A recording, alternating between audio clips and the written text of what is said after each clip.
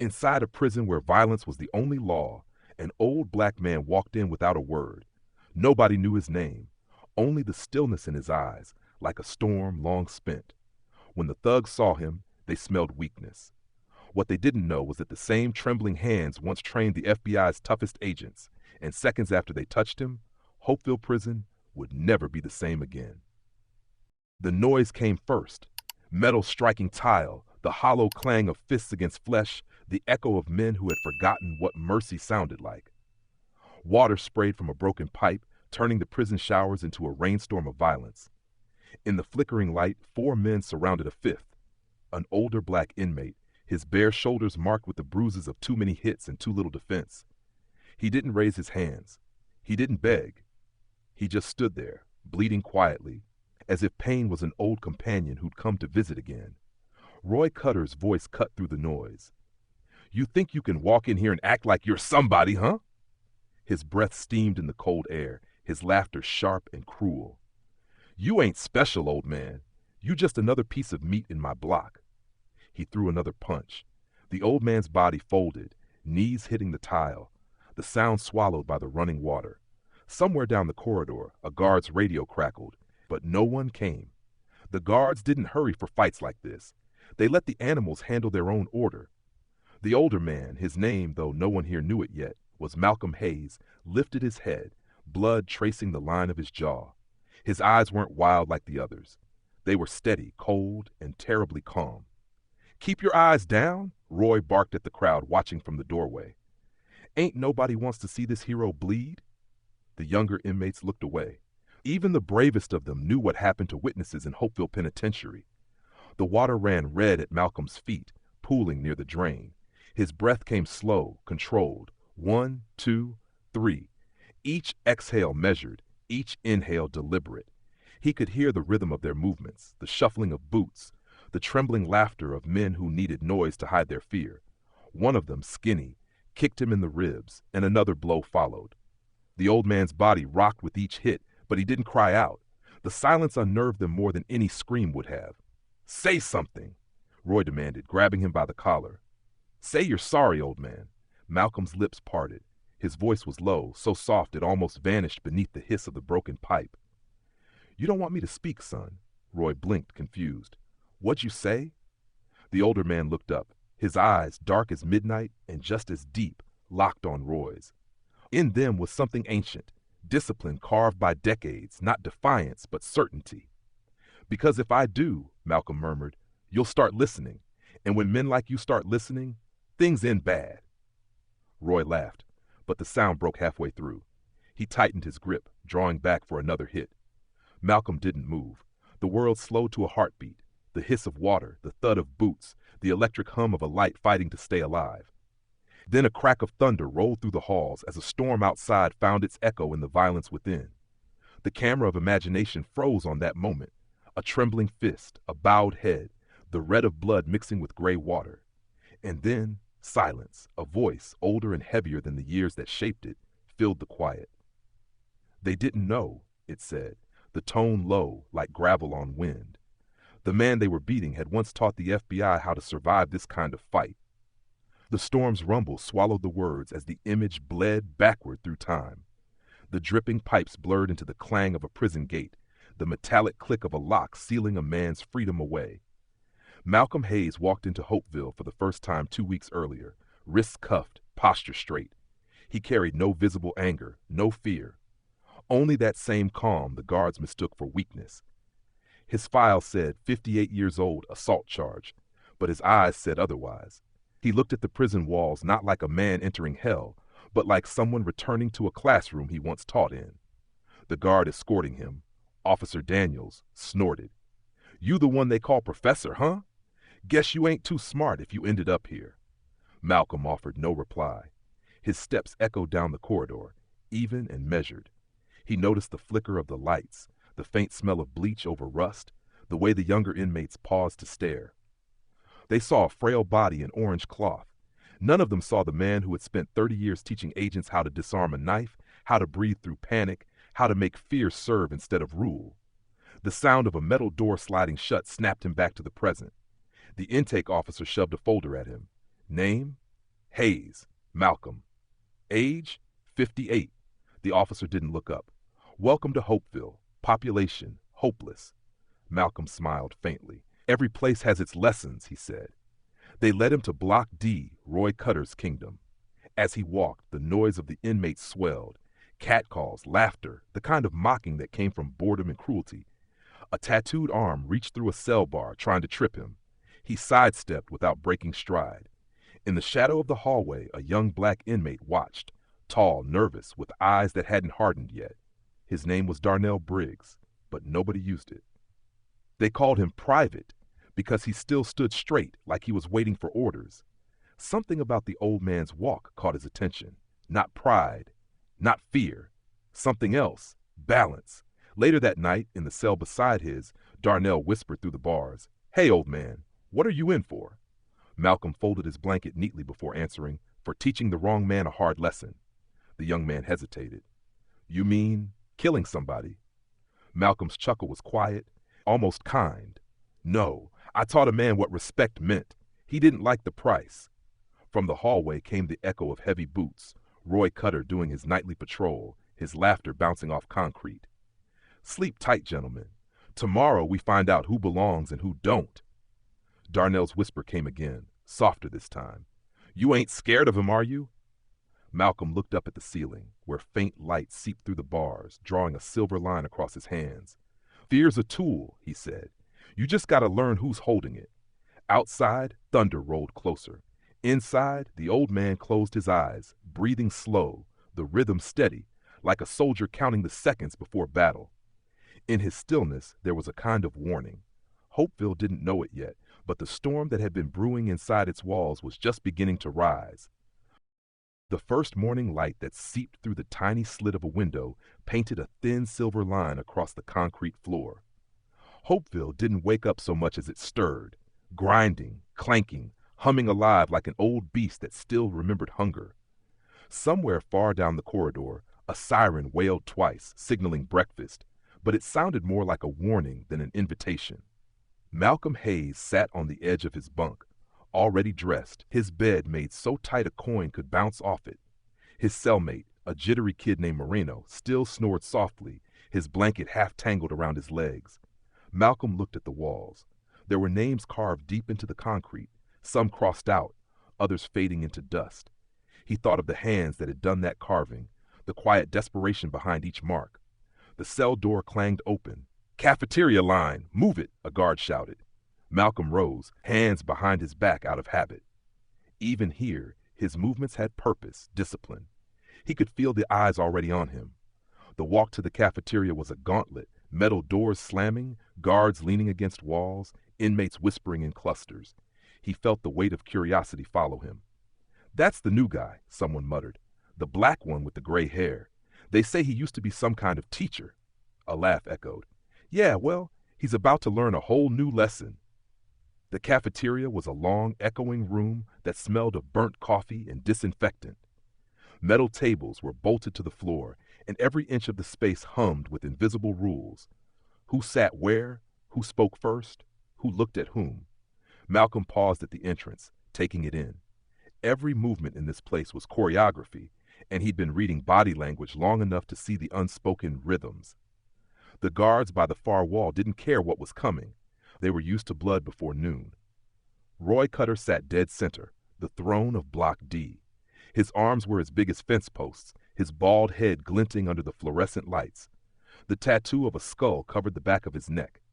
He was surrounded by his 3 lieutenants. Brick, a slab of muscle with tiny eyes. Skinny, whose grin looked like it had been carved with a knife. And Jaybird, the talker, always laughing too loud at the wrong things. When Roy saw Malcolm, he grinned. "Well, well, look what we got here, boys. Somebody's grandpa got lost on his way to bingo." Laughter rolled down the tables, thin and cruel. Malcolm didn't stop walking. He took his tray, gray oatmeal, a banana bruised beyond recognition, and scanned the room. Darnell Briggs watched from a distance, heart pounding.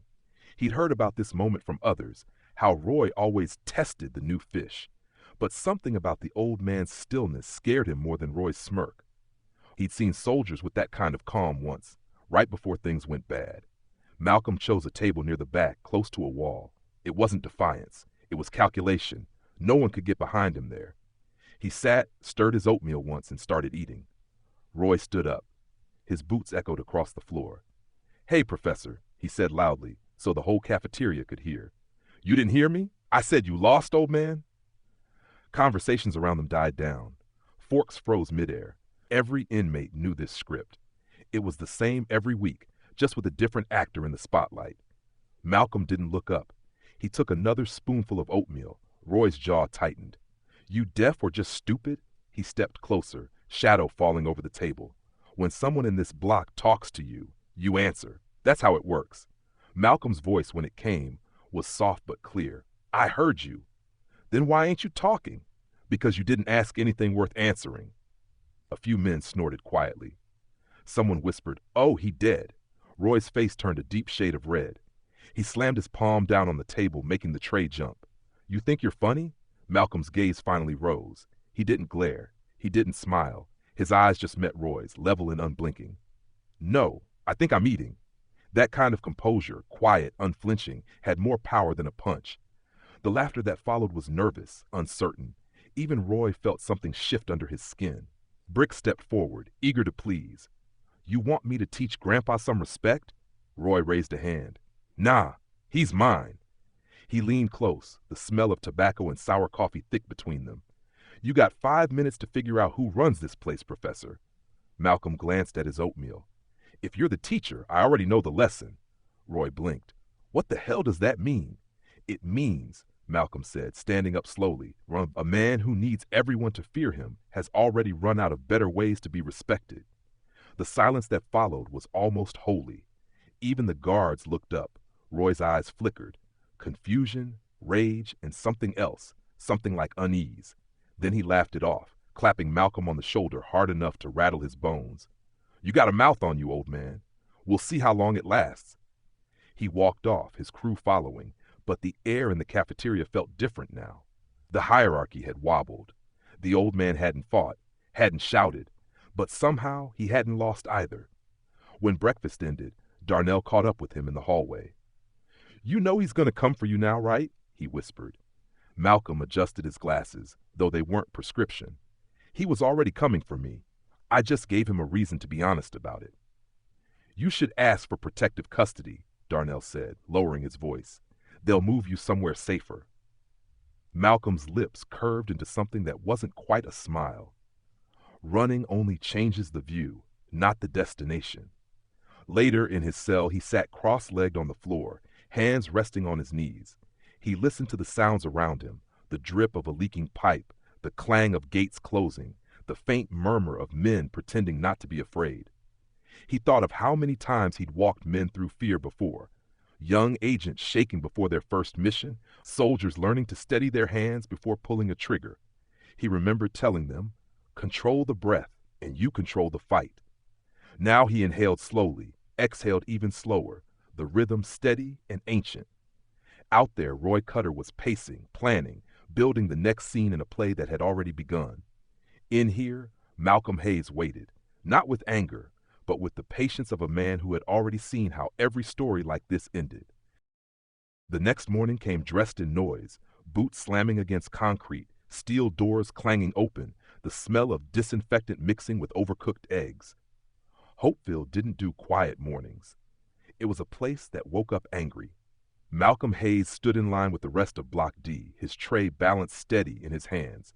The cafeteria buzzed like a hornet's nest, men shouting, laughing too hard, shoving for space. Every inmate knew the rules of this place, even if no one had written them down. Where you sat said everything about who you were. Malcolm could feel eyes on him as he moved through the serving line. He took what they handed him, runny eggs, a slice of toast that looked like it had survived a fire, coffee that tasted like metal. When he turned toward the tables, the chatter quieted just enough for him to feel the shift. Roy Cutter and his crew sat near the center, like kings holding court. Their laughter was louder than the rest, their movements confident. A man's power in Hopeville wasn't about size, it was about how much noise he could make without getting stopped. Roy made plenty. Darnell Briggs sat 2 tables away, pushing his food around, trying to pretend he wasn't watching. He'd seen this scene play out before, new guys who didn't know the order of things. But this wasn't just another new guy. There was something different in the way Malcolm moved, something too deliberate, too calm. Malcolm's steps made no sound against the floor. He scanned the room, not with fear, but with awareness. The guards leaned against the wall, pretending not to see the tension thickening in the air. They liked to let these moments unfold. It made the day shorter. Roy leaned back in his chair, his voice cutting through the room. Well, look what we got here, boys. The professor decided to bless us with his presence again. His crew chuckled. Skinny smirked, elbowing Brick in the ribs. Malcolm said nothing. He just kept walking toward the far side of the cafeteria, the place no one wanted because it was near the vents where the smell of the trash pit came through. Hold up, Roy said, pushing away from the table. You deaf, old man? I'm talking to you.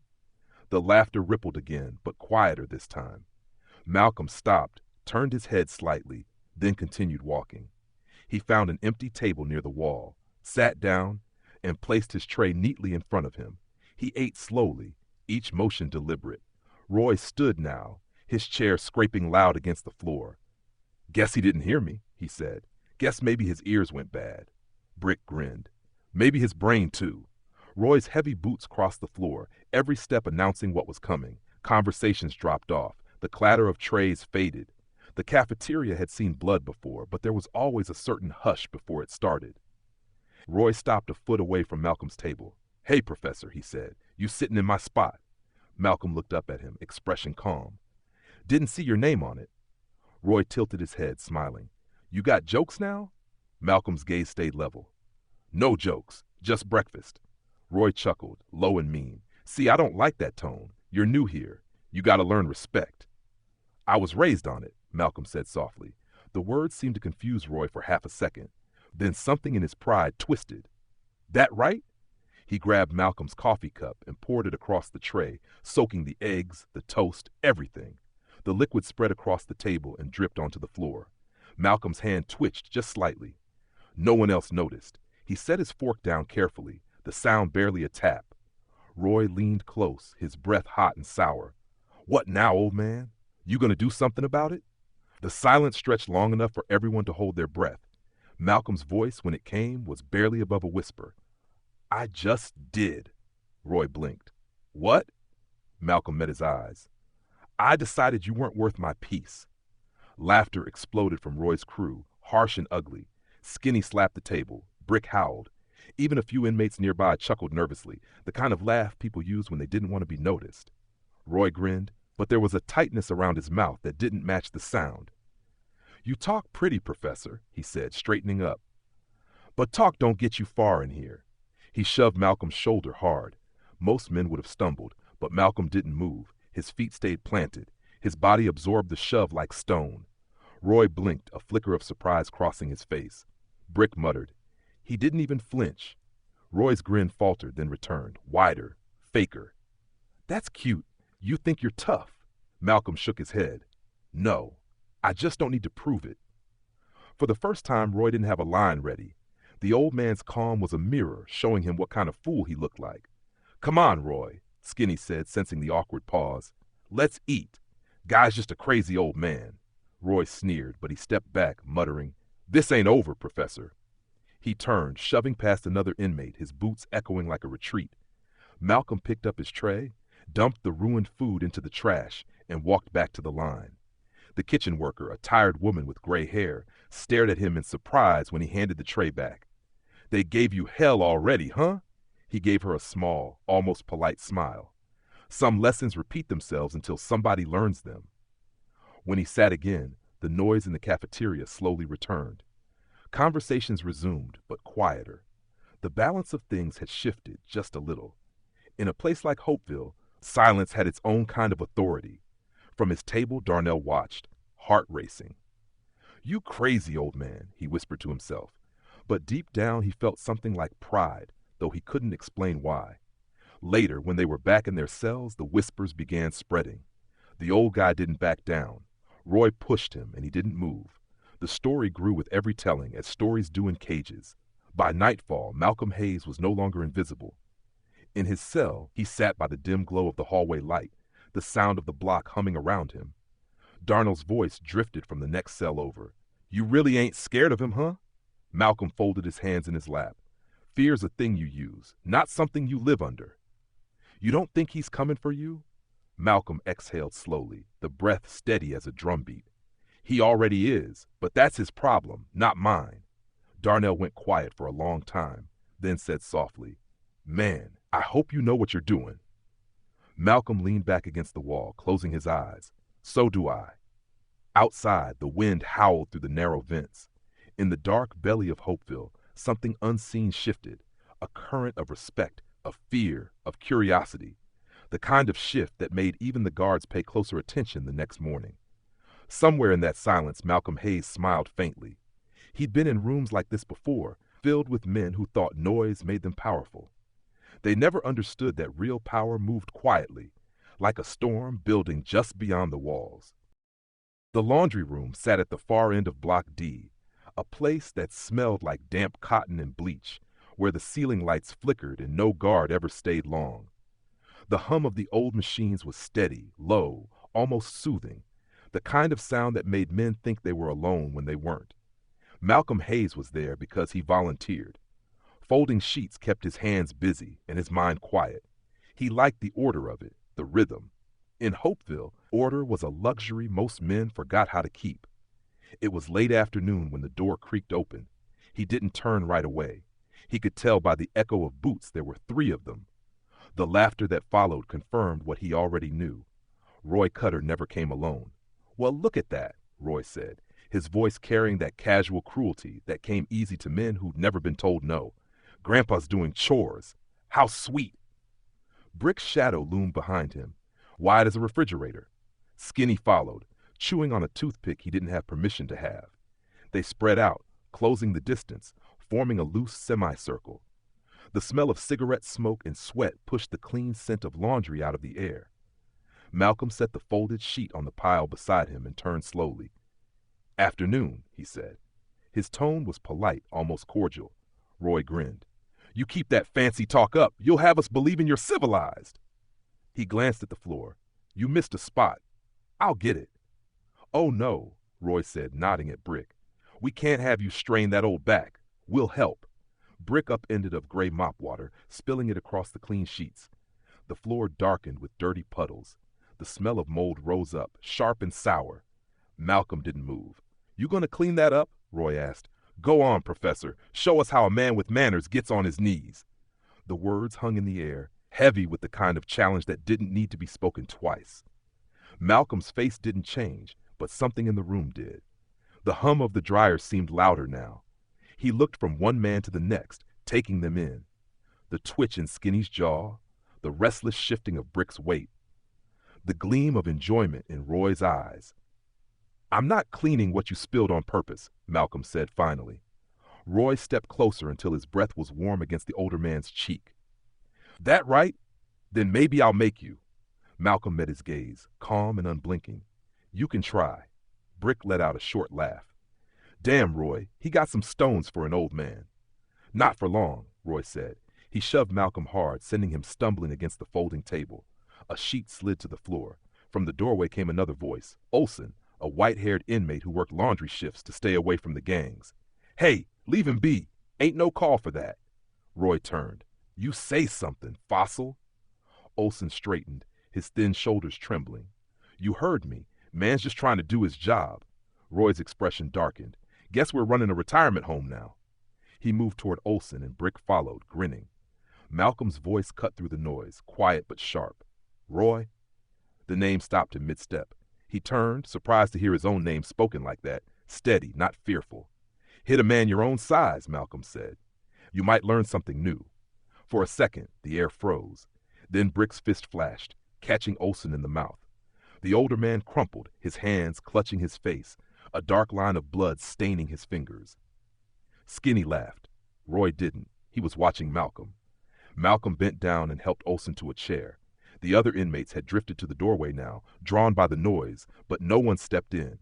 Hopeville taught its own brand of silence. Olson groaned, spitting blood onto the floor. "Shouldn't have opened my damn mouth." Malcolm wiped the blood from his lip with a damp rag. "No," he said softly. "You did right." Roy's jaw tightened. "You preaching now, Professor?" "Just talking," Malcolm said. "You wouldn't understand the difference." That got the laugh Roy was fishing for. "I'll understand this." He kicked the bucket across the room, water splashing over Malcolm's shoes. "You clean that up, or I'll make sure you don't get another meal this week." Malcolm looked down at the dirty water, then back up. His voice was quiet but carried across the room. "A man who rules by fear is already afraid." Skinny frowned. "What's that supposed to mean?" "It means you don't scare me," Malcolm said. "You just remind me how small power looks when it's begging to be noticed." Roy's grin cracked. He swung. The blow caught Malcolm across the cheek, sharp and fast. The sound echoed off tile. Malcolm staggered but didn't fall. His hand came up, touching the blood at the corner of his mouth. He looked at it for a long moment, then nodded once, as if confirming something to himself. "That's enough," he said. "No," Roy snapped. "It ain't." He raised his hand again, but this time Brick caught his wrist. "Not here," Brick said. "Cameras, man." Roy cursed and backed off. He turned to Malcolm, breathing hard. "You keep talking like that, old man. I swear, I'll put you in the ground." Malcolm's reply was simple. "You'll have to earn the shovel." Roy hesitated, searching for something to say, but nothing came. He stormed out, his crew trailing behind him. Skinny glanced back once, a flicker of uncertainty crossing his face before he disappeared through the door. When the room was empty again, Malcolm turned back to Olson. The old man's hand shook as he dabbed at his split lip. "You shouldn't have done that," he muttered. "You just painted a target on your back." Malcolm handed him a clean cloth. "Targets make cowards aim," he said. "I've dealt with worse shots." Olson looked up at him, half in disbelief, half in respect. "You some kind of preacher?" "Not anymore." "Then what are you?" Malcolm folded another sheet, smoothing the corners. "A man trying to stay still in a place that feeds on motion." Later, after the guards made their rounds and the lights dimmed, Darnell found Malcolm in the hallway, mopping the last of the spilled water. "I heard about what happened," he whispered. "You're lucky they didn't kill you." Malcolm wrung out the mop, his movements slow and steady. "Luck's for men who wait to be saved." "You really think you can win against them?" Malcolm looked down the long corridor where the lights faded into darkness. "I'm not here to win. I'm here to outlast." Darnell frowned. "They're going to keep pushing." "I know. So what are you going to do?" Malcolm leaned the mop against the wall. His face was calm, but his eyes had that stillness again, the kind that made Darnell's stomach twist. "I'm going to let them show me who they really are. Then I'll decide who deserves to walk away." In the silence that followed, a distant door slammed, and a shout echoed somewhere deep in the block. The night carried on, heavy and watchful. Inside the laundry room, the floor gleamed faintly under the flickering light. A battlefield cleaned but not forgotten. Malcolm stood for a long time before turning off the switch and leaving the darkness behind him. The rain had been falling all night, soft at first, then steady, like the world outside was trying to wash something clean that couldn't be cleaned. Inside Hopeville, the air was thick with the smell of rust and wet concrete. The lights flickered, humming in rhythm with the storm. In his cell, Malcolm Hayes sat on his bunk, his back straight, his hands folded loosely in his lap. He wasn't praying, though it looked like it. He was listening to the small sounds that told him how the prison breathed when it thought no one was awake. The whisper of water through the pipes, the echo of footsteps 2 corridors away, the low murmur of restless men who'd learned to talk without words. Darnell Briggs stood by the bars watching him. "You don't sleep much, do you?"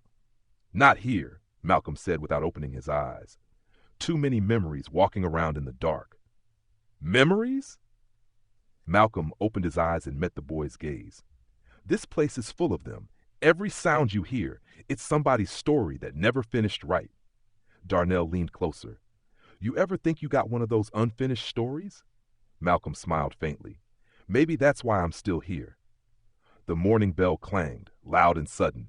The rain hadn't stopped, but the guards' voices carried down the block. Breakfast, movement, the day grinding forward. As the cells opened, Darnell fell into step beside Malcolm. "Word is Roy's pissed," he said under his breath. "You embarrassed him. He's been talking about what he's going to do." I didn't embarrass him, Malcolm said. He did that himself. That's the same thing in here. Malcolm didn't answer. He moved like a man who had somewhere to be, even though his whole world was 20 steps and a steel door. After breakfast, the routine scattered the inmates across the prison. Some went to work detail, others to the yard. Malcolm headed toward the small chapel near the west wing, where he knew no one ever went before noon. The place was quiet, the light soft through the stained glass. He sat in the back pew, not to pray but to think. The door creaked open a few minutes later. Darnell stepped in, holding something wrapped in an old rag. "Found this in the library box," he said, handing it over. Malcolm unwrapped it. It was a Bible, old, edges frayed, cover nearly gone. Inside, someone had written a single name on the first page. For those who forgot who they were, Darnell shrugged. "Figured it was more your speed than mine." Malcolm turned a few pages, the paper dry and thin. "You read any of this?" "Once, when I was little. Grandma made me memorize stuff. I didn't understand half of it." "You don't have to understand it," Malcolm said. "Sometimes it's enough just to remember it's there." Darnell sat down beside him, restless. "Can I ask you something personal?" "You already did." "Yeah, well, what did you really do to get in here?" Malcolm's fingers stilled on the page. "I stopped a man from killing someone who couldn't fight back. He wore a badge." Darnell frowned. "You mean a cop?" "I mean a man who forgot what his badge was for." "You kill him?" "No, but I made him remember." Darnell blinked. "That's what they locked you up for?" Malcolm closed the book. "They needed someone to blame. I was convenient." The boy shook his head. "That's messed up, man. Justice doesn't always wear the right face." They sat in silence for a while. Outside, thunder rolled, the sound heavy and slow. Finally, Darnell asked, "You really were some kind of teacher, huh?" "For a long time," Malcolm said. "Taught the Bureau how to control a room, how to survive close combat. But the lesson was never about fighting. It was about knowing yourself so well that no one could take that away from you." "You taught the FBI how to fight?" "I taught them how not to lose." Darnell let out a low whistle. "Damn, and now you're in here with us." Malcolm's gaze drifted to the rain-streaked window. Life has a way of bringing the lesson back around. Later that afternoon, back in the cell block, the tension was thicker. Roy Cutter's voice carried from down the hall, barking orders, laughing too loud. Word spread fast. He was planning something. The guards pretended not to notice. In Hopeville, the guards didn't stop storms. They waited for them to pass. As lights dimmed for evening count, Darnell leaned close to the bars. "You know he's coming soon, right? Maybe tonight. He's got Brick and Skinny with him. They said you ain't making it to breakfast." Malcolm didn't flinch. "I've heard worse odds." "You could tell the guards, no." "Then what? You just gonna sit here?" Malcolm turned his head, his eyes calm, voice steady. "You can't stop men like that by hiding from them. You stop them by standing still long enough for them to see themselves." "That sounds like suicide." "No," Malcolm said. "It's teaching." When the lights went out completely, Hopeville went quiet except for the rain. The sound on the roof was a whisper, a steady drumbeat against the steel. Malcolm lay on his bunk, awake. He could feel it coming, the way a man feels the change in air before a strike. Somewhere, a door clicked. Soft footsteps, 3 sets.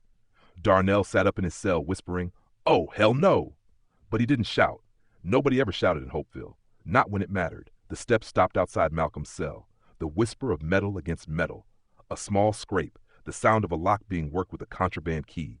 Malcolm opened his eyes. He didn't move. Roy's voice was low. "Evening, Professor." Malcolm rose, slow and silent, feet bare against the cold floor. The door swung open. Rain light flickered from the corridor window, cutting sharp lines across their faces. "You should have stayed quiet," Roy said. "Now everybody thinks you're some kind of hero." Malcolm studied him for a moment. "Heroes are just men who got caught doing the right thing. Then let's see how right it feels when you're on the floor." Brick moved first, stepping in close, but Malcolm's voice stopped him. "You brought the wrong kind of anger." Brick hesitated, confused out, and that was all it took. In a motion too quick for the eye, Malcolm sidestepped, grabbed his wrist, and twisted. A sharp crack echoed through the cell.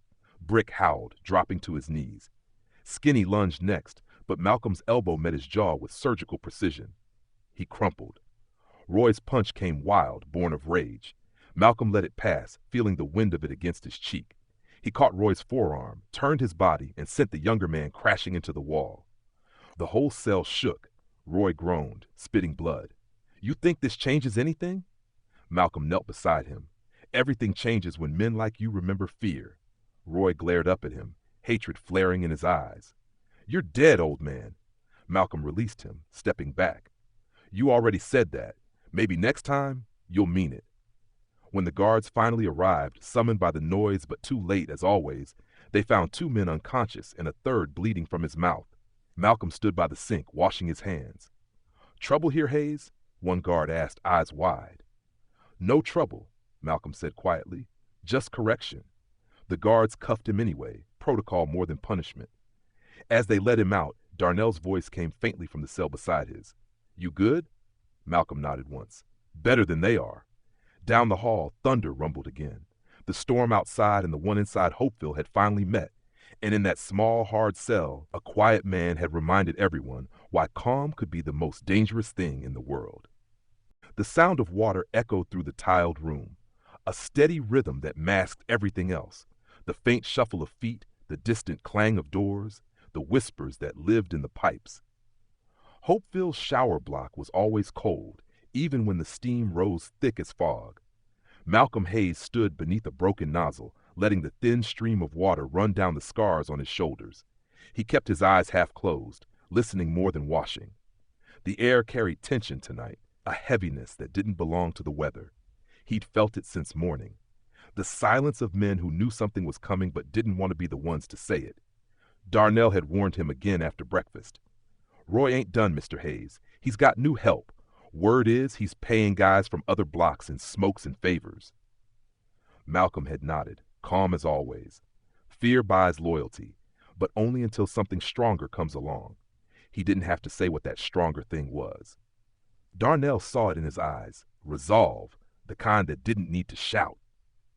Now, standing alone in the gray mist of the showers, Malcolm heard it, the faint scrape of a door hinge. He didn't turn. The room filled with the smell of sweat and metal. 3 shadows spilled across the tiles before the men themselves emerged.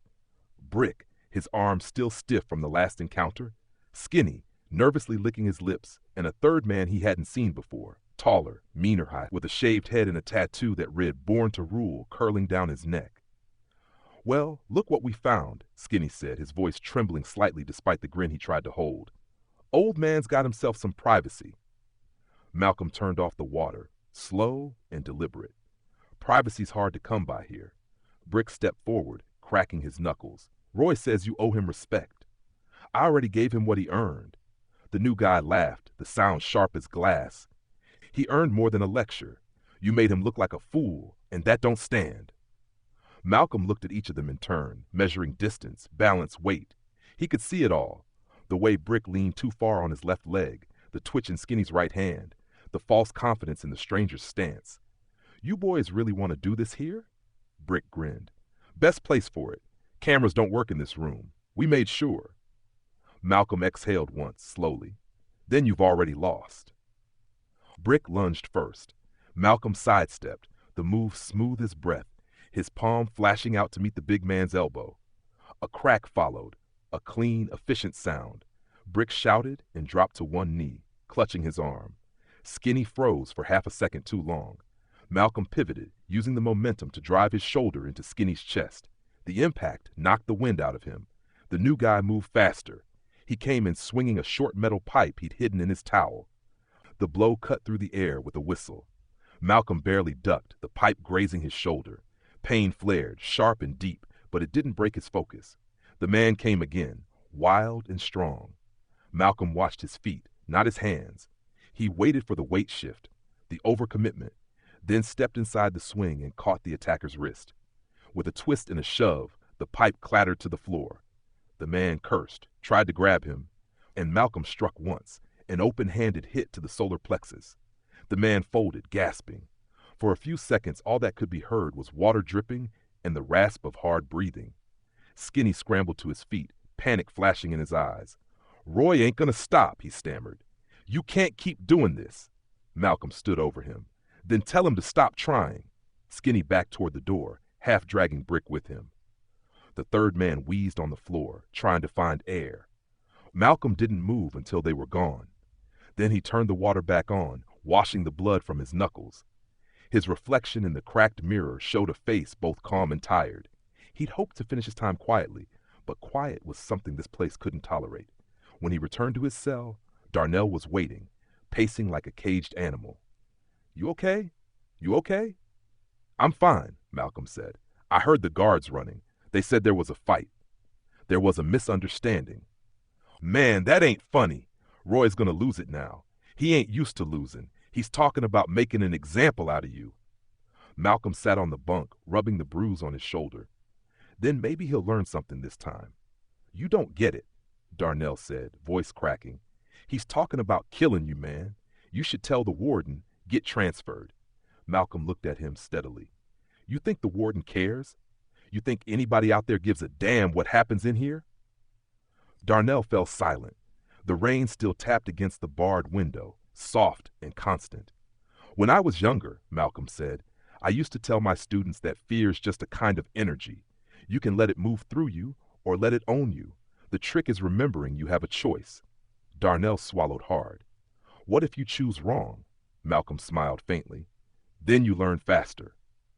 That night, when the lights dimmed to the dull orange of lockup, Malcolm lay awake. Across the block, he could hear whispers, Roy's men regrouping, voices full of anger and wounded pride. They'd be back. He knew that much. But there was something else moving now, too. A rumor. It had started small and was spreading through the cells like fire on dry grass. The old man took down 3 of Roy's guys by himself. Some said he'd been a cop, others said military, but no one knew for sure.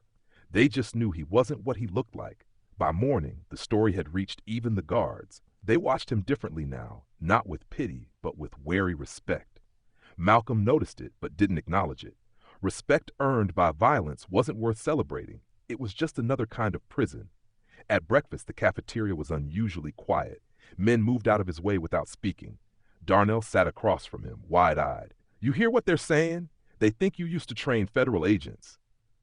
Malcolm's spoon paused midair. "Do they now?" "Yeah. Some guard named Hensley said he recognized your name from Quantico or something. You really... Eat your food, son," Darnell grinned. "So it's true." Malcolm didn't answer. Across the room, Roy Cutter sat alone for once, his jaw clenched, eyes locked on him. It wasn't fear in that look. It was calculation. Malcolm met it without expression, then went back to his breakfast. The peace lasted until noon. The guards came for him after roll call, 2 of them, hands on their batons. "Warden wants a word," one said. They led him through a series of locked doors to a small office smelling of coffee and damp paper. Behind the desk sat Sergeant Hensley, a man with a military cut and sharp blue eyes. He studied Malcolm for a long moment before speaking. "Malcolm Hayes," he said. "That name mean anything to you?" Malcolm didn't blink. "Depends who's asking." Hensley leaned back, a faint smile tugging at his mouth. "I went through hand-to-hand training at Quantico back in '09. Had an instructor, name was Hayes. Used to say a real fight starts when both men stop pretending they can win." Malcolm met his gaze. "Sounds like something I might have said." "So it's true?" Hensley murmured. "You really trained the Bureau." "I used to train anyone willing to listen." Hensley nodded slowly. "Then I guess it's my job to keep you breathing long enough to finish that story. Word's getting around, and Roy's not happy. You want protective custody?" "No. You sure? You've made enemies." "I've made examples," Malcolm said. "They'll decide what they are." Hensley studied him another beat, then sighed. "You're either the calmest man I've ever met or the craziest." "Usually both," Malcolm said. The guard laughed softly, shaking his head. "All right, Professor, but you make one wrong move. I can't save you next time." Malcolm stood. "I won't need saving." As they walked him back to his cell, the other inmates fell silent. Eyes followed him, curious, measuring. In Hopeville, stories were currency, and now his name carried weight. Some looked at him with respect, others with fear. Roy's crew avoided his gaze entirely. Back in his cell, Darnell was waiting. "What'd they say?" Malcolm sat down, rubbing his bruised shoulder. "They just wanted to know if the rumors were true." "And are they?" Malcolm gave a small smile. "Doesn't matter anymore. Truth in here's just another story waiting to be twisted." Darnell nodded slowly. "Still, Feels good, though, knowing they scared for once. Malcolm looked out the small window, where rain streaked the glass like thin veins of silver. Fear changes nothing unless it teaches. Darnell tilted his head. So what's the lesson this time? That peace isn't silence, Malcolm said quietly. It's strength under control. Outside, the thunder rolled again, deep and distant. Somewhere in Hopeville, Roy Cutter was nursing his bruises and his pride. But the balance had shifted. The quiet man they'd mocked now walked with the weight of something they didn't understand. And that, Malcolm knew, was what scared them most. When Malcolm was led back to the block, everything felt different. Even the air seemed to move slower, heavier, like the prison itself was holding its breath. He could feel eyes on him from every tier. Men pressed against the bars, whispering his name like it was a secret that suddenly mattered. The story had made its way through Hopeville faster than any contraband ever could. The old man had put Roy Cutter on the floor. The old man had trained the FBI. The old man wasn't someone to touch anymore. But Malcolm knew better than to believe in myths. Stories were just weapons with prettier handles, and in Hopeville, every weapon drew blood sooner or later. Darnell caught up with him in the corridor, lowering his voice to a whisper. You hear what they're saying? Even the guards talking. Hensley told the others you used to teach combat for the Bureau. You got everybody shook, man. Malcolm glanced at him, calm as ever. Fear's just another currency, Darnell. Once you spend it, someone's going to want change. What's that mean? It means Roy's not done. They walked in silence for a moment. Darnell kicked at the floor, nervous. He's been quiet, though. Real quiet. You think maybe he's done planning? Malcolm shook his head. Quiet men make the loudest trouble. That evening, the block felt restless. Conversations stopped when guards walked by, started again in low murmurs once they left. A few of Roy's men had vanished from their usual spots, moved to other blocks, traded shifts. It was the kind of silence that came before a storm. In the cafeteria, Malcolm sat alone, eating slowly, methodically. Across the room, Roy Cutter watched him. His left cheek was still swollen from the last fight, a faint bruise like a reminder of the moment he'd been human again. The look he gave Malcolm wasn't rage anymore. It was calculation. When the meal was done, Malcolm carried his tray to the counter, nodding politely to the kitchen worker. As he turned, a guard stepped into his path. Sergeant Hensley. We need a word, he said quietly. Malcolm followed him into a side room used for storage. Hensley closed the door behind them. You stirred up a hornet's nest, Professor, he said. Cutter's been making calls. Word is he's trying to pull help from other blocks. Help? Muscle, smugglers, even a few ex-gang lifers from C Block. He's promising them commissary credit, protection, whatever he's got left to trade. Malcolm nodded, unsurprised. Desperation's a strong motivator. You could request isolation, Hensley said. Keep your head down till this blows over. And when it doesn't, the sergeant sighed, then I'll be scraping bodies off the cafeteria floor. Malcolm looked him in the eye. You've seen worse. Not from a man your age. Malcolm smiled faintly. Age doesn't measure danger. When Hensley didn't respond, Malcolm continued. You were at Quantico, weren't you? What did I tell your class about violence? Hensley thought for a second, then recited softly. Violence isn't chaos. It's math, predictable, if you can read the numbers. Malcolm nodded. Then you already know what happens next. That night, he found Darnell waiting by the cells, wide-eyed and anxious. They said you met with Hensley. What's going on? Roy's recruiting, Malcolm said. Trying to build an army to fight one man. An army? Against you? That's suicide. Malcolm leaned against the bars, his expression unreadable. Men like him don't care about dying, Darnell. They just don't want to die forgotten. You think he's going to try something tomorrow? Malcolm's gaze drifted to the hallway, where the guards were doing their rounds. Tomorrow, the storm starts. You feel it yet? Darnell hesitated, then nodded. Yeah, feels like the air's thicker. Good. That means you're paying attention. The next morning began too calm. The sun broke through for the first time in weeks, laying a pale strip of light across the yard. The guards looked relaxed, the kind of careless calm that came before they realized they should have been watching closer. Malcolm went through his routine like nothing had changed. Push-ups, stretches, reading the same worn Bible Darnell had given him. He spoke little, smiled even less. Around him, the other inmates moved in strange patterns, some avoiding him, others watching him too closely. By lunch, the tension had grown sharp enough to taste. The cafeteria buzzed with forced laughter. Roy sat in the corner, his tray untouched, murmuring to a tall man Malcolm didn't recognize, a newcomer with heavy shoulders and eyes that didn't blink enough. Word traveled fast. His name was Crusher. Malcolm didn't need to hear more. He'd seen that kind of man before, a fighter brought in when intimidation failed, built for destruction, not thought. Darnell leaned close. "That's him, huh? The one they brought from C Block?" Malcolm nodded once. "He's the test." "What you gonna do?" "Eat." When the bell rang to end lunch, Malcolm rose, dumped his tray, and started toward the exit. Behind him, he heard the scrape of a chair and the shuffle of too many feet following. In the hallway, the world narrowed to footsteps and the sound of breath. The corridor lights flickered, humming softly overhead. Then came a voice, low, almost amused. "Mr. Hayes." Malcolm turned. Crusher stood there with two of Roy's men blocking the path. "Roy sends his regards," Crusher said, cracking his knuckles. "Says this is payback for that thing in the showers." Malcolm studied him. "You really want to fight a man who doesn't?" Crusher laughed. "Oh, I want to. Been a while since I got to break something that mattered." Malcolm sighed quietly. "Then you're already broken." The first hit came fast, a swing that could have caved a man's skull. Malcolm slipped to the side, the blow missing by inches. He didn't strike back.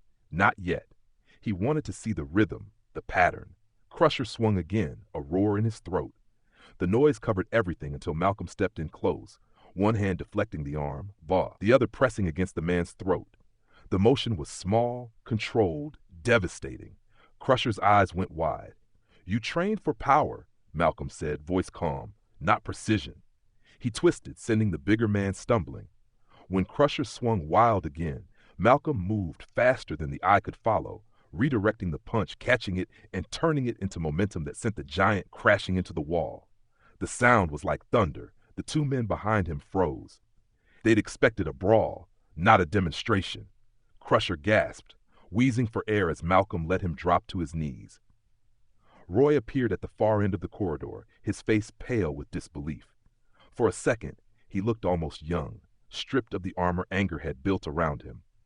Hensley and two guards came running, shouting orders. When they reached the scene, Crusher was down, bleeding from his nose, the others pressed flat against the wall. Malcolm stood in the middle of it all, breathing steady. "What the hell happened here?" Hensley barked. Malcolm looked at him. "Self-defense."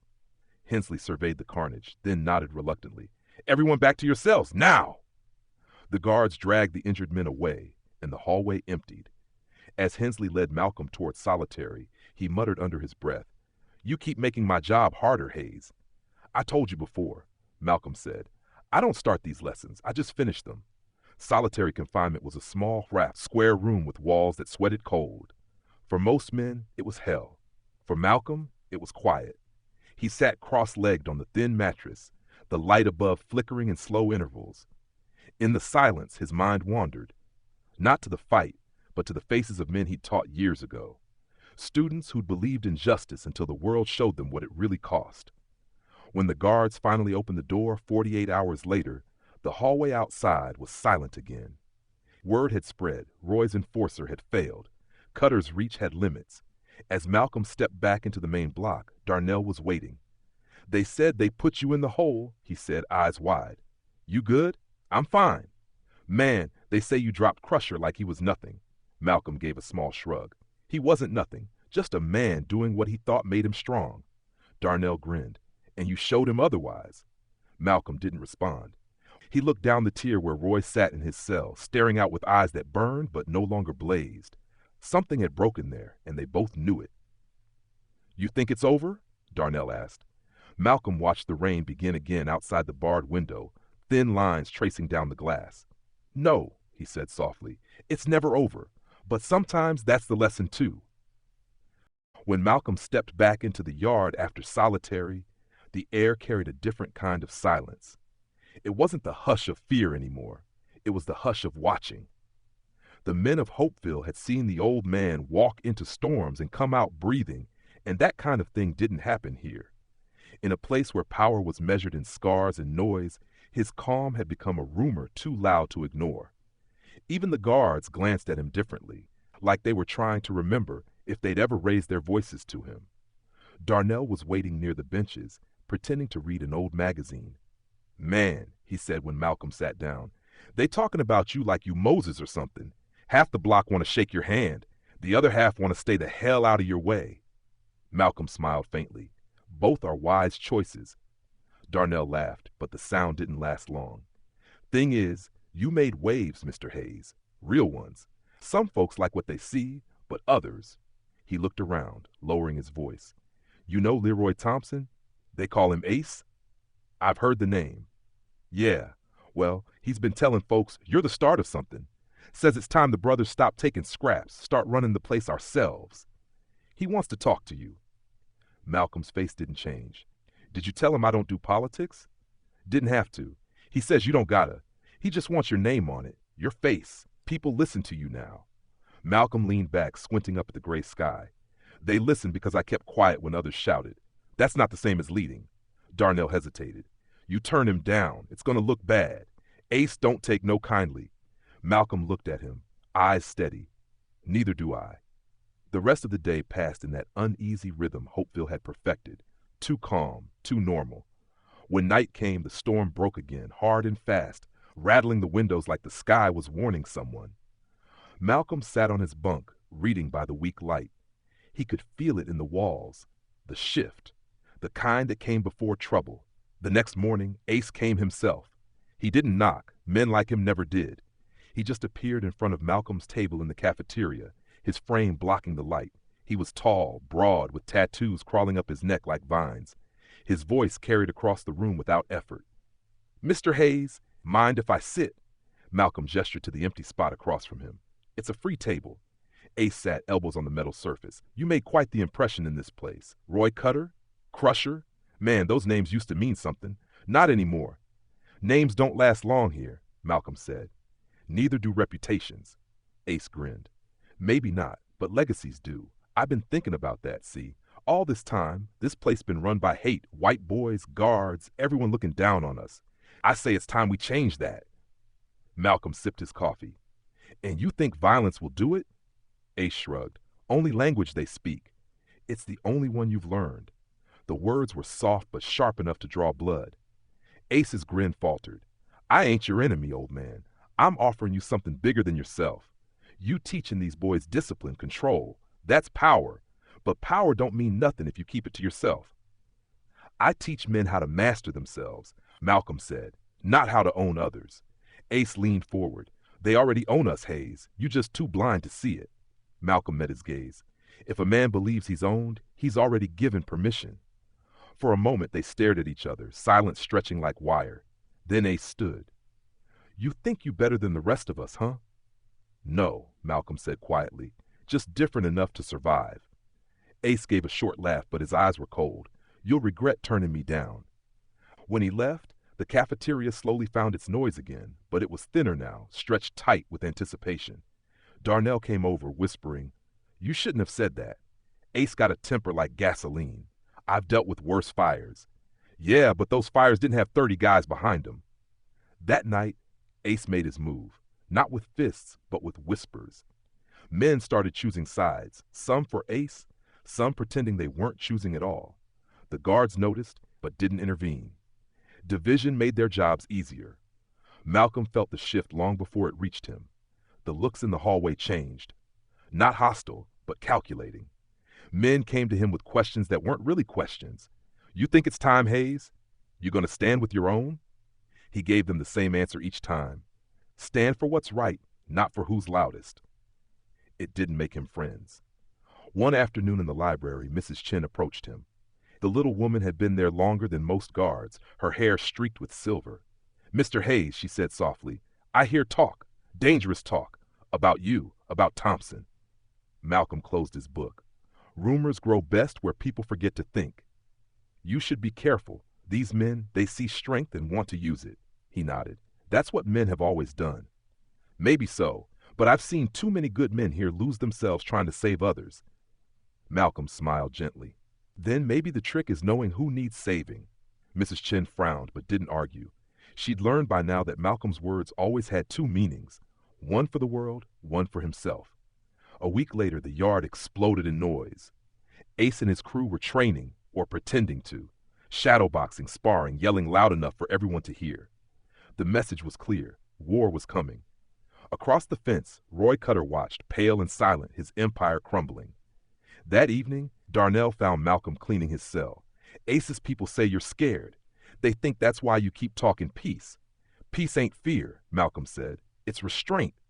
Darnell hesitated. Maybe, but restraint don't stop knives. Malcolm turned toward him. You afraid? Yeah, I seen what happens when people pick sides. Then don't pick one. Darnell shook his head. That's easy for you to say. You ain't got nothing left to lose. Malcolm's voice softened. I've lost plenty. That's why I don't waste what's left. The next morning, Ace sent 3 men to deliver his final offer. They came to Malcolm's cell while the guards looked the other way. Ace says last chance, old man. You with him or against him? Malcolm folded his blanket neatly, setting it aside. Tell him I'm not against him. I'm just not behind him. They frowned, confused. What's that supposed to mean? It means, Malcolm said, meeting their eyes, I walk my own path. If he crosses it, that's on him. When they left, Darnell sat on his bunk, exhaling slowly. You know what you just did, right? Malcolm nodded. I taught a lesson he wasn't ready to learn. By nightfall, the prison hummed with quiet rage. The tension that had been simmering since the first fight now boiled under the surface. Ace wanted a revolution. Roy wanted revenge. And both of them wanted Malcolm Hayes out of the way. He sat on his bunk long after lights out, eyes open, listening to the rain hit the window bars. In his mind, he could still hear the voices of his old students, the lessons repeated like prayer. Control your breath. Watch the room. Every fight begins before the first move. Hopeville was about to forget all of that. And when it did, Malcolm knew it would take blood to remind them again. The day began with a silence that didn't feel right.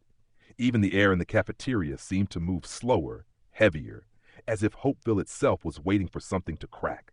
The morning count had passed without the usual noise. No insults. No laughter. Just that thick, uneasy quiet that always meant trouble. Malcolm Hayes noticed it the moment the doors opened. Years of reading rooms had taught him that danger never started with shouting. It started with stillness. He took his tray, same as always. Watery eggs, burnt toast, coffee that smelled faintly of rust. He sat in the center of the room instead of the corner. It wasn't arrogance. It was visibility. Men only feared what hid in the shadows. He wanted them to see him clearly. Across the room, Roy Cutter sat at his old table. He wasn't laughing anymore. His face was tight, eyes darting from one side of the room to the other. Around him sat men Malcolm didn't recognize, faces from other blocks, other gangs. Tattoos told stories the prison records never would. Ace Thompson was there too, leaning back, smirking, pretending the tension was just another day. He'd found common ground with Roy, but Malcolm knew better. When two predators share a cage, they don't make peace, they trade time. Darnell slid onto the bench beside him, voice low. It's happening today. Everyone knows it. You gotta tell the guards. They already know, Malcolm said, eyes fixed on the far wall. They're just hoping it burns itself out before they have to step in. You can't fight all of them. I'm not planning to. The clang of a tray dropping cut through the murmurs. For a heartbeat, nobody moved. Then Roy stood. One small nod, subtle, but it rippled through the room like a fuse being lit. Men rose from tables across the cafeteria. Mexican Mafia, Aryan Brotherhood, Ace's crew, all moving as one. It wasn't rage that drove them. It was hunger for spectacle. Darnell's hand tightened on Malcolm's sleeve. Please, let's go. Malcolm looked at him. Go where? This place has no exits. He pushed his tray aside and stood. Sit down, son. The noise built fast, boots scraping, benches dragging, 100 breaths drawn at once. Then the first man lunged. Malcolm moved before thought could catch up. His body remembered what his mind tried to forget. A step to the side, a pivot, a strike, a single fluid motion. The attacker hit the floor, gasping out cold. Two more came from the left, swinging makeshift weapons. Forks filed to points, a metal pipe. Malcolm deflected, ducked, his movements economical, precise. It wasn't a fight. It was geometry. Every angle had an answer. Every step had purpose. The room exploded. Tables overturned, men shouting. Someone pulled a shank, another a broken broom handle. Chaos bloomed like fire. Malcolm flowed through it. No wasted motion, no anger, only focus. He used one man's weight to send another crashing down.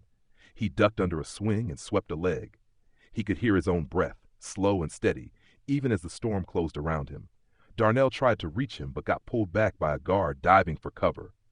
The siren started too late. The guards knew better than to step into that maelstrom. They'd waited out. Roy Cutter came at last. He wasn't shouting now. He just walked through the chaos like a man walking toward a grave he'd already dug. His right hand clutched a sharpened spoon wrapped in tape. His left trembled, not from fear but fury held too long. "End of the line, Professor," he said, voice hoarse. "No more lessons." Malcolm turned toward him, breathing calm. "You've learned nothing, Roy." Roy swung first. Malcolm caught the wrist, twisted, and for a moment their faces were inches apart. Malcolm saw the years of violence etched into Roy's eyes, the little boy who'd learned the world only respected pain. "It doesn't have to be this way," Malcolm said. Roy snarled, breaking free. "Only one of us walks out." "Then walk." The words seemed to throw him. In that half second of hesitation, Malcolm moved. The strike was clean, a controlled disarm. The shank clattered to the floor. Roy dropped to his knees, gasping, stunned. Malcolm stepped back. The fight was over for him. But the others hadn't stopped. Ace came from behind, knife in hand. Darnell shouted, "Behind you!" And before Malcolm could turn, Ace swung. Instinct took over. Malcolm caught the blade arm, twisted, and drove his palm into Ace's chest. The sound was wet and final. The knife fell. Ace staggered backward, choking, eyes wide. "Don't," Malcolm whispered. "Don't make me." But the younger man was too far gone, too deep in his own fury. He lunged again, and Malcolm reacted. One strike, two. Ace hit the floor, blood pooling beneath him, breath shallow and fading. The noise began to thin. The storm was dying. The men still standing froze, watching the old man surrounded by the fallen. Guards finally rushed in, shields up, batons out. But they didn't move on him. They moved around him, as if instinct told them not to touch what they didn't understand. "Everyone down," a guard shouted. "Now!" But most were already down. Those who weren't just backed away, eyes wide, afraid of the quiet man in the middle of the room. Malcolm stood there, chest rising and falling, hands open at his sides. Darnell broke through the line of guards, breath ragged. "Mr. Hayes, you okay?" Malcolm looked at him. His voice was steady. "I'm fine." Blood spattered the floor around his shoes. His knuckles were bruised, but his eyes were calm, deep and unreadable. Roy sat slumped against a wall, clutching his ribs.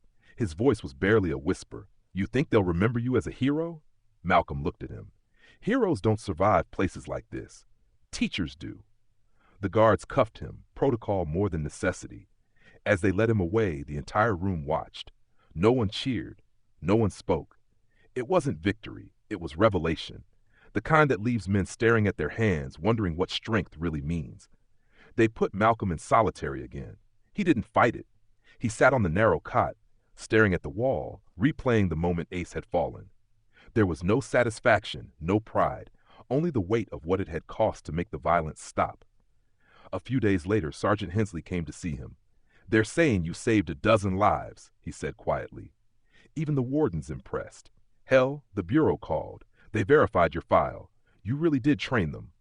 Malcolm didn't look up. "That was a long time ago." Hensley hesitated. "You know what they're calling you now?" "I don't need to know." "They're calling you the man who taught the FBI how to breathe." Malcolm gave a small, tired smile. Then maybe they finally learned. When they released him back into the block, the men moved aside as he passed. Not out of fear this time, but respect. The quiet kind, the kind that lingers. Darnell waited by his cell, eyes bright. "They're talking about starting meditation classes. Mrs. Chen said she'll help. You gonna run them?"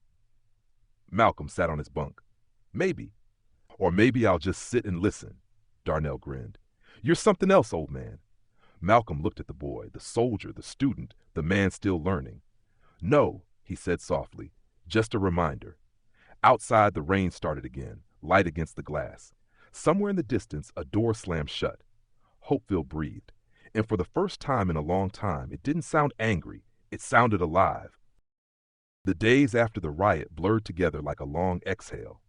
Hopeville was quieter now, though the silence wasn't peace. It was exhaustion. The cafeteria still smelled faintly of smoke. The walls carried stains no amount of scrubbing could erase. and the guards walked slower, as if afraid the air might ignite again if they moved too fast. Every man inside those fences had seen something that morning they couldn't explain. 30 men went at one old man, and somehow he was the one left standing. Malcolm Hayes didn't speak of it. He never told anyone what he remembered most: the stillness, the way the world had gone utterly quiet before the chaos, the flash of fear in the faces around him, the sound of his own breath, steady and measured, as if his body had decided to remember discipline even when his mind had gone beyond reason.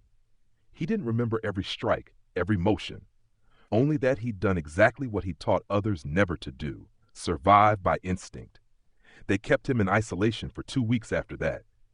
Not punishment, they said, precaution. The warden himself had come down once, standing outside the steel door with a mixture of awe and uncertainty. "You trained federal agents?" he asked. "That true?"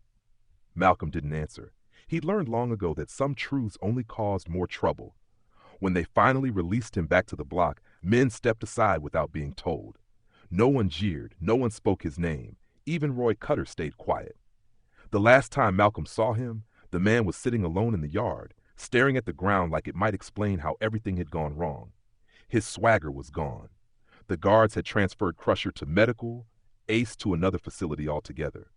The old order had collapsed in one morning. But victory wasn't what Malcolm felt. Just a deep, bone-heavy sadness that it had to come to this for men to remember what respect was. Darnell was waiting by the rail when Malcolm returned. "You look good, old man," he said, trying to sound casual, but his voice trembled. "They say you're a legend now." Malcolm smiled faintly. "Legends are just stories that outlive their usefulness." "You saved my life in there," Darnell said. "That ain't just a story." Malcolm looked at him carefully. "Then make it mean something." Darnell frowned. "How?" "By doing better than I did." The days slipped by. The prison felt different now. Some of the men who used to throw punches started coming to the library in the evenings. It began with Darnell, then 2 more, then a handful. They didn't talk about violence. They asked about breathing, focus, patience. Mrs. Chen brought extra chairs without asking questions. The first night, they sat in silence for 10 full minutes while Malcolm just breathed with them, the low hum of the air conditioner filling the room. When it was over, Darnell said softly, "That felt weird." "That's what peace feels like when you're not used to it," Malcolm said. It became a routine. Every night, more men came. Word spread. "The old man's teaching again," they'd whisper. But he wasn't teaching combat, not anymore. He talked about awareness, about finding stillness in chaos, about how control wasn't about dominance. It was about restraint. "Violence," he told them, "isn't power. It's panic wearing a mask." Even some of the guards started listening. Sergeant Hensley would stand in the doorway, arms crossed, pretending he was just there to keep order, but Malcolm saw the way his shoulders eased during those quiet moments. Months passed like that. Slowly, Hopeville began to change. The fights didn't stop entirely. Men don't unlearn rage overnight, but they slowed. The fear in the air thinned out. It wasn't redemption. It was repair. One afternoon, a guard came for him. "Warden wants to see you," he said. Malcolm followed him through the corridors to the administrative wing. The office was bright, filled with the smell of paper and coffee. The warden was a tall man with kind eyes and a file thick enough to make anyone nervous. "Mr. Hayes," he said, motioning for him to sit. "You've served almost all your sentence. Good behavior, program work, mediation during the riot. I'm authorizing early release." Malcolm nodded once. "When?" "Tomorrow morning." The warden hesitated. "You could stay on as an instructor. We've been expanding rehabilitation programs. The men listen to you. You've done something here no one else could." Malcolm smiled gently. "You don't cage a man for years just to offer him another set of walls." The warden nodded slowly. "Still, you left your mark here, Mr. Hayes." When he returned to his cell, Darnell was waiting, grinning from ear to ear. "You're leaving, ain't you?" "Looks that way. Man, this place ain't gonna be the same without you."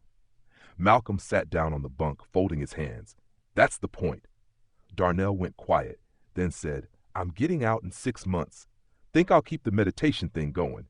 Maybe teach it when I'm out." Malcolm looked at him with something that almost resembled pride. "Then it wasn't for nothing." The next morning, the sky was clear for the first time in weeks. The air smelled faintly of cut grass, a smell Malcolm hadn't realized he missed. He stood at the gate as they handed him a small plastic bag with his things, an old Bible, a pair of worn shoes, a folded letter from a student he trained years ago.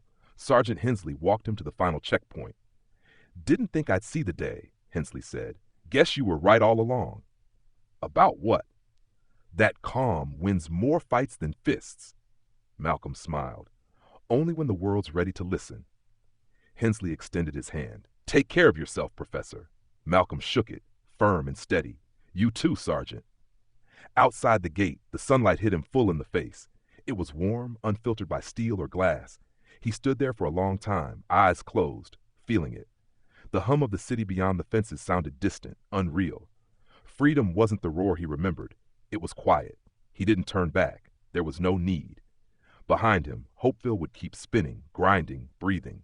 Some men would forget, some would remember, and a few, just enough, would carry the lesson forward. Weeks later, a letter arrived at the prison, addressed to Mrs. Chen. It was written in neat, careful handwriting. "Thank you for the books. Tell Darnell to keep teaching. Tell Roy I forgave him the day he stopped shouting. And tell the men that peace doesn't mean weakness. It means knowing when not to fight." Signed simply M.H. In Hopeville's library, the men kept meeting every night. The breathing circles continued, the chairs filling faster than they ever had. Darnell sat where Malcolm used to, guiding them through the silence. When the room fell still, he'd close his eyes and whisper the words the old man had taught him. "Stillness is strength. Patience is power. And sometimes," he'd say, smiling faintly, "the quietest man in the room is the one who changes everything." Outside, the world moved on. But inside Hopeville, for the first time in years, it felt like the air itself had learned how to breathe again.